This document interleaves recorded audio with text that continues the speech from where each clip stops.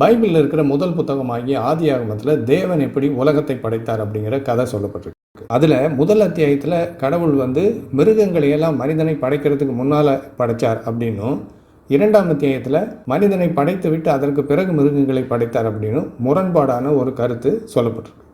அந்த வசனங்களை இப்போ நீங்கள் திரையில் பாருங்கள். முதலாம் அத்தியாயத்தில் தேவன் எல்லா விதமான ஜீவ ஜந்துக்களையும் மிருகங்களையும் பிராணிகளையும் படைத்தார் அப்படின்னு சொல்லப்பட்டிருக்கு. அடுத்து 26ஆம் வசனத்தில் தேவன் மனிதனை உண்டாக்கியதாக எழுதப்பட்டிருக்கு. ஆனால் நீங்கள் அடுத்த அத்தியாயத்தில் இரண்டாம் அத்தியாயத்தை எடுத்து பார்த்தீங்கன்னா 7ஆம் வசனத்தில் தேவன் மனிதனை உண்டாக்கினார் அப்படின்னு எழுதிட்டு, அதுக்கு பிறகு அதாவது ஆணை முதல்ல படைச்சிட்டு அவர் பார்க்குறார், ஆண் தனியாக இருக்கான், அவன் தனியாக இருக்கக்கூடாது, அவனுக்கு ஒரு துணையை உண்டாக்கும் அப்படின்னு அதுக்கப்புறமா மிருகங்களை எல்லாம் படைக்கிறார். 18ஆம் வசனத்தில் என்ன சொல்லப்பட்டிருக்குன்னா, பின்பு தேவனாகிய கர்த்தர் மனுஷன் தனிமையாக இருப்பது நல்லதல்ல, ஏற்ற துணையை அவனுக்கு உண்டாக்குவேன் என்றார். இப்படி சொல்லிட்டு அவர் அடுத்து என்ன பண்ணுறார் பாருங்கள். 19ஆம் வசனத்தில் தேவனாகிய கர்த்தர் வெளியின் சகலவித மிருகங்களையும் ஆகாயத்தின் சகலவித பறவைகளையும் மண்ணினாலே உருவாக்கி ஆதாம் அவைகளுக்கு என்ன பெயரிடுவான் என்று பார்க்கும்படி அவைகளை அவனிடத்தில் கொண்டு வந்தார். இப்படி சொல்லிட்டு அடுத்த வசனத்தில் பாருங்கள், அப்படியே ஆதாம் சகலவித நாட்டு மிருகங்களுக்கும் ஆகாயத்து பறவைகளுக்கும் சகலவித காட்டு மிருகங்களுக்கும் பெயரிட்டான், ஆதாமுக்கோ ஏற்ற துணை இன்னும் காணப்படவில்லை அப்படின்னு வசனம் சொல்லுது. அப்போ ஆதாமை படைச்சு அவன் தனியாக இருக்கக்கூடாது அப்படின்னு சொல்லி தேவன் முடிவு பண்ணி அவனுக்கு துணையை உண்டாக்கணும் அப்படின்னு நினச்சதுக்கு அப்புறமா அவர் என்ன பண்ணுறாரு, மிருகங்களையெல்லாம் படைக்கிறார், அவன்கிட்ட கூட்டிகிட்டு பேர் வைக்க சொல்கிறார். அதுக்கு அப்புறம் அவனுக்கு துணை காணப்படவில்லை அப்படின்னா இந்த மிருகங்கள்லேருந்து அவனுக்கு ஒரு துணையை ஏற்ற துணையை கண்டுபிடிச்சிடலாம் அப்படின்னு சொல்லி தான் தேவன் இதையெல்லாம் செஞ்சுருக்கார். ஆனால் அதுக்கு அப்புறமும் அவனுக்கு துணை காணப்படவில்லை அப்படிங்கிறத தெரிஞ்சுக்கிட்டு அதுக்கப்புறமா தான் 22ஆம் வசனத்தில் ஏவாளை பெண்ணை படைக்கிறார். இது பெண்களை மட்டப்படுத்துறதுக்காக எழுதப்பட்ட ஒரு பொய்க்கதை அப்படிங்கிறத பற்றி வேற ஒரு வீடியோவில் நான் பேசியிருக்கேன்.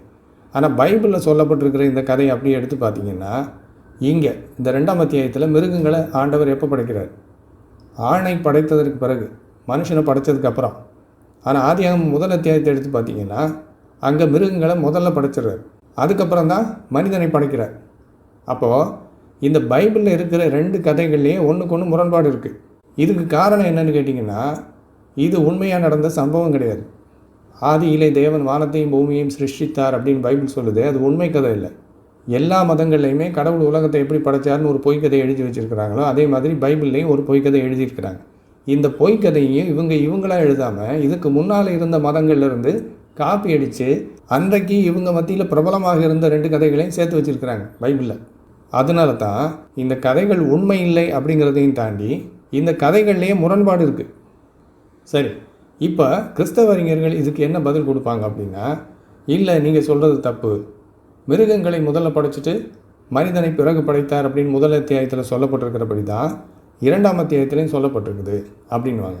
சரி, அப்படின்னா 19ஆம் வசனத்தில் தேவனாகிய கர்த்தர் வெளியின் சகலவித மிருகங்களையும் ஆகாயத்தின் சகலவித பறவைகளையும் மண்ணினாலே உருவாக்கி ஆதாம் அவைகளுக்கு என்ன பெயரிடுவான் என்று பார்க்கும்படி அவைகளை அவனிடத்தில் கொண்டு வந்தார் அப்படின்னு சொல்லப்பட்டிருக்கு இல்லையா? அப்போ மனுஷனை ஏற்கனவே படைச்சிட்டார். 7ஆம் வசனத்திலே மனிதனை படைத்ததாக 2ஆம் அத்தியாயம் சொல்லுது. அதுக்கப்புறம் அவன் தனியாக இருக்கிறது நல்லதில்லைன்னு யோசித்ததுக்கு அப்புறம் தான் அவர் மிருகங்களையும் பறவைகளையும் மண்ணினாலே உருவாக்கினார்னு 19ஆம் வசனம் சொல்லுது. ஆனால் கிறிஸ்தவ அறிஞர்கள் இதை எப்படி சமாளிக்கிறாங்கன்னா, 19ஆம் வசனத்தில் மிருகங்களையும் பறவைகளையும் மண்ணினாலே உருவாக்கினார் அப்படின்னு சொல்லப்பட்டிருக்குது. முதன்முறையாக மிருகங்களையும் பறவைகளையும் தேவன் உருவாக்கியதை பற்றியதல்ல, ஏற்கனவே உருவாக்கிட்டார் மனிதனை படைக்கிறதுக்கு முன்னாலேயே. ஆனால் இந்த இடத்துல அவைகளையெல்லாம் ஒன்று சேர்த்து மனிதனிடத்தில் கொண்டு வந்திருக்கிறார், அதை பற்றி தான் இந்த வசனம் சொல்லுதுன்னு ஒரு மிக வேடிக்கையான அபத்தமான ஒரு விளக்கத்தை கொடுப்பாங்க. சரி, இப்போ இது இருக்கட்டும். இப்போ இன்றைக்கி இதை பற்றி நான் பேசுகிறதுக்கு காரணம் என்னென்னா, இந்த கதை இருக்குல்ல, தேவன் முதல்ல மிருகங்களை படைச்சிட்டு அதுக்கப்புறமா மனிதனை படைத்தார் அப்படிங்கிற இந்த கதை, இந்த ஒரு கதையை வச்சு இந்த பைபிள் என்பது கடவுள் கொடுத்த புத்தகம் அல்ல, மனிதன் தானாக உண்டாக்கிய ஒரு கட்டுக்கதை அப்படிங்கிறத நம்ம புரிஞ்சுக்கலாம். அதைத்தான் இன்றைக்கி நான் உங்களுக்கு காட்ட விரும்புகிறேன். சரி, சமீபத்தில் எனக்கு ஒருத்தர் ஒரு இமெயில் அனுப்பிச்சிருந்தார், ஒரு முன்னாள் கிறிஸ்தவர். இவர் இந்த ஆதியாகமம் புத்தகத்தில் ஆணை படைச்சிட்டு பெண்ணை 2ஆவதாக படைத்தார் அப்படின்னு சொல்லப்பட்டிருக்கு இல்லையா, இதில் இருக்கக்கூடிய ஒரு அபத்தத்தை குறித்து அவர் அந்த இமெயிலில் சுட்டி காட்டியிருந்தார். அதை நீங்கள் படித்தீங்கன்னா இந்த ஆதியாகமம் புத்தகத்தில் இருக்கிற இந்த கதை எப்படி மனிதர்களை முட்டாளாக்குவதற்காக எழுதப்பட்ட ஒரு கட்டுக்கதை அப்படிங்கிறத நம்ம புரிஞ்சுக்கலாம். அவர் அந்த இமெயிலில் எழுதியிருக்கிறத நீங்கள் இப்போ திரையில் பாருங்கள். அவர் எழுதியிருக்காரு, anyone who knows farm animals knows that all mammals share a similar reproductive template. Did God make male zebra and female zebra and yaks and bats and whales and then wonder for a time whether if male humans needed female humans or not? How on earth is that thought even possible? இவர் என்ன கேட்குறாரு தெரியுமா? தேவன் முதல்ல மிருகங்களை எல்லாம் படைச்சிட்டார் அப்படின்னு சொல்லி இவங்க சொல்கிறாங்களே, மிருகங்களை படைக்கும்போது அவைகளை ஆண் பெண் அப்படின்னு 2 பாலினங்களாகத்தானே படைத்தார். அதையெல்லாம் அப்படி படைச்சிட்டு மனுஷனை படைக்கும்போது அவனை வெறும் ஆணாக படைச்சிட்டு கொஞ்ச நாள் வரைக்கும் அவனுக்கு ஒரு பெண் தேவை அப்படிங்கிறதே தெரியாமல் இருந்திருக்காரு. இது எப்படி சாத்தியம் அப்படின்னு கேட்குறார்.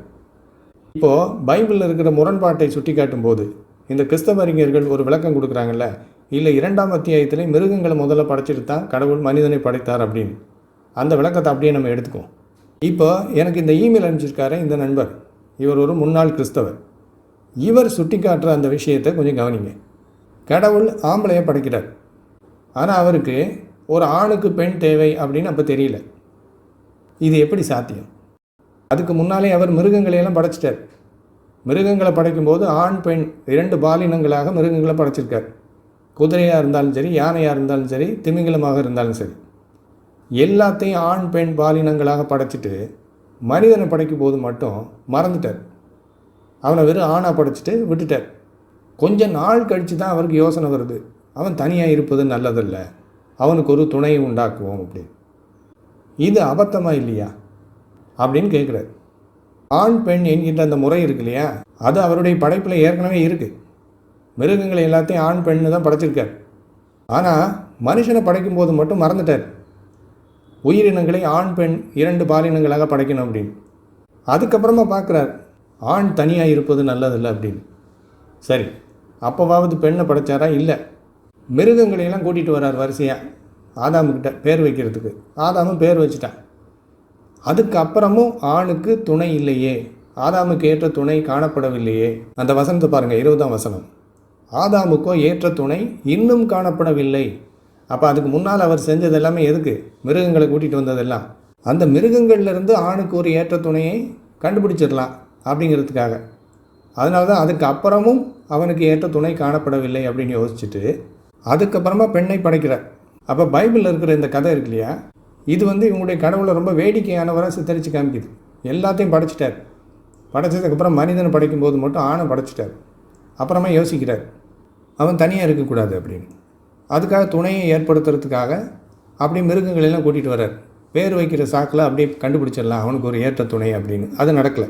அதுக்கப்புறமா யோசிக்கிறார், அடக்கடவுளே, நான் மிருகங்களெல்லாம் படைச்சப்போ ஆண் பெண் 2 பாலினமாக படைச்சேனே, அதே மாதிரி மனுஷனையும் படைச்சிருக்கலாமே அப்படின்னு தன்னுடைய தவறை உணர்ந்து அதுக்கப்புறமா பெண்ணை படைக்கிறார். அப்போது பைபிளில் இருக்கிற அந்த படைப்பின் கதைகளை எடுத்து நீங்கள் வாசிக்கும்போது ஒரு காரியத்தை நல்லா புரிஞ்சுக்கணும். கடவுள் வெளிப்படுத்திய காரியங்களையெல்லாம் இவங்க எழுதலை. அன்னைக்கு இவங்களுடைய நம்பிக்கைகள் எப்படி இருந்தது, இவங்களுடைய சமுதாய கட்டமைப்பு எப்படி இருந்தது, அதை நியாயப்படுத்துறதுக்காக எழுதப்பட்ட கதைகள் இவைகள். ஏன் ஆணை முதலாவதாக கடவுள் படைத்தார், பின்னால் அவனுக்கு துணை வேணும்னு யோசித்து அதுக்கப்புறமா பெண்ணை படைத்தார் அப்படின்னு எழுதப்பட்டிருக்குன்னா, அந்த காலகட்டத்தில் அந்த சமுதாய கட்டமைப்பில் ஆண்கள் உயர்ந்தவர்கள், பெண்கள் தாழ்ந்தவர்கள், பெண்கள் ஆண்களுக்கு கீழே இருக்கணும். அப்போ அதை நியாயப்படுத்துறதுக்காக தான் கடவுள் படைக்கும் போதே ஆணை முதலாவதாக படைச்சிட்டு அதுக்கப்புறமா பெண்ணை 2ஆம் பட்சமாக படைத்திருக்கிறார் அப்படிங்கிற ஒரு கதையை உருவாக்கியிருக்கிறார். இது கடவுளின் வார்த்தை இல்லை, மனிதன் உண்டாக்கிய கட்டுக்கதை. இப்போ கிறிஸ்தவங்க என்ன சொல்லுவாங்கன்னா, புதிய ஏற்பாட்டில் ஆண் என்றும் பெண் என்றும் இல்லை அப்படின்னு சொல்லி எழுதப்பட்டிருக்குது அப்படின்னு. அதனால் ஆண் பெண் எல்லாருமே கிறிஸ்தவ கடவுளுக்கு முன் சமம் அப்படின்னு சொல்லி சமாளிக்க பார்ப்பாங்க. ஆனால் அதே பவுல் அந்த ஆண் என்றும் பெண் என்றும் இல்லைன்னு புதிய ஏற்பாட்டில் எழுதியிருக்கிற அதே பவுல் தான் அதுக்கப்புறமா பெண் ஆணுக்கு உபதேசம் பண்ணக்கூடாது, ஆணுக்கு அடங்கி இருக்கணுங்கிற அப்படி சொல்லிட்டு அதுக்கு காரணம் என்னன்னு விளக்கி சொல்கிறார். ஏன்னா கடவுள் மனிதனை படைக்கும்போது ஆணை முதலாவது படைச்சி பெண்ணை 2ஆவது படைத்தார். அதனால் பெண் ஆணுக்கு உபதேசம் பண்ணக்கூடாதுங்கிறார். அப்போ பைபிள் முழுவதுமே இந்த ஆதியாகமம் புத்தகத்தில் இருக்கிற இந்த கட்டுக்கதை இருக்கு இல்லையா, ஆணை முதல்ல படைச்சிட்டு பெண்ணை 2ஆவதாக படைத்தார், அதனால் பெண் தாழ்ந்தவள் ஆண் உயர்ந்தவன் அப்படிங்கிற அந்த கட்டமைப்பு இருக்கு இல்லையா, அதன் அடிப்படையில் எழுதப்பட்டது. இன்றைக்கி கிறிஸ்தவங்களே அந்த கட்டமைப்புக்குள்ளே இல்லை, அவங்க அதிலிருந்து வெளியில் வர்றாங்க. அது பாராட்ட வேண்டிய விஷயம். ஆனால் பைபிளுக்கு எதிரான காரியம் அது. பைபிளை பொறுத்தளவு ஆண்டவர் ஆணை முதலாவது படைத்தார், பெண்ணை 2ஆவதாக படைத்தார். பெண் தான் பாவம் பண்ணான் அப்படின்னு பைபிள் சொல்லுது. பவுலே சொல்கிறார், ஏன் ஆணுக்கு பெண் உபதேசம் பண்ணக்கூடாதுன்னா, பெண் தான் முதல்ல பாவம் பண்ணான்னு பவுல் சொல்கிறார். அப்போ எந்த அளவு பெண்ணை கீழ்த்தரமாக காமிக்குது பாருங்கள் பைபிள். அப்போ நிச்சயமாக இந்த பைபிள் என்பது கடவுளின் வார்த்தை இல்லை, மனிதனால் உண்டாக்கப்பட்ட கட்டுக்கதை. இதை நீங்கள் நல்லா புரிஞ்சுக்கிட்டு அதுக்கப்புறமா நீங்கள் கிறிஸ்தவராயிருங்க. நீங்கள் கிறிஸ்தவத்தை விட்டு வெளியில் வரணும்னு நான் சொல்லலை. ஆனால் நீங்கள் நம்புகிற பைபிள் கடவுளின் வார்த்தை இல்லை அப்படிங்கிறத புரிஞ்சுக்கிட்டு அதுக்கப்புறமா நீங்கள் கிறிஸ்தவராகுங்க.